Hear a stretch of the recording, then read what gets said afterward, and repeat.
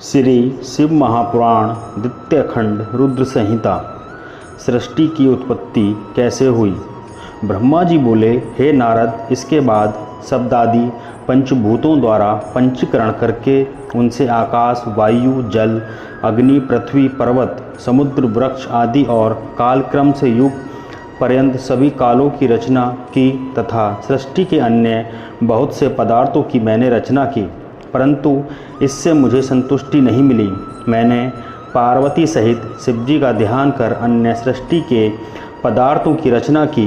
अपने नेत्रों से मरीचि ऋषि को, हृदय से भृगु ऋषि को, सिर से अंगीरा ऋषि को, कान से पुलह ऋषि को, उदान से पुलस्त्य ऋषि को, समान से वशिष्ठ ऋषि को, अपान से ऋतु ऋषि को, वर्णों से अत्रि ऋषि को, प्राण से दक्ष ऋषि को, गोदी से नारद को, छाया से कदर्म ऋषि को उत्पन्न किया।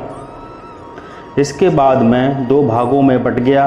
एक भाग से पुरुष और दूसरे भाग से नारी बना, जिसमें शतरूपा नाम वाली योगिनी नारी और स्वयंभाम्भु मनु पुरुष बने।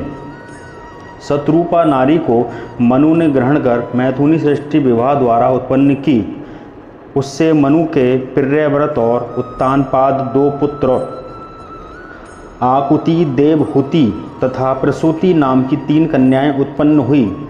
आकुति को रुचि नामक मुनि को दिया गया तथा देवहूति को कदर्म प्रजापति को दिया। प्रसूति का विवाह दक्ष के साथ हुआ। इनकी संतानों से चराचर जगत भर गया।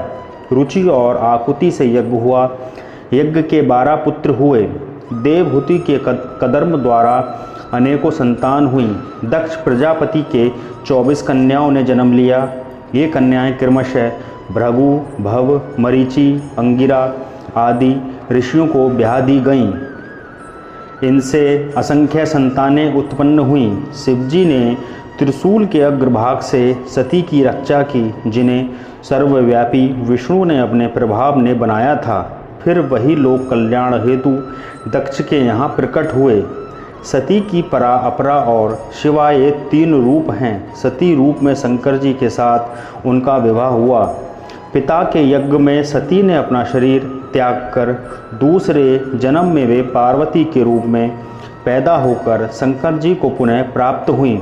उनके अन्य मुक्तिदायक नाम हैं कालिका, चंडिका, भद्रा, चामुंडा, जया, विजया, जयंती, भद्रकाली, दुर्गा, भगवती, कामाख्या, कामदा, अम्ब, मृडानी, सर्वमंगला आदि।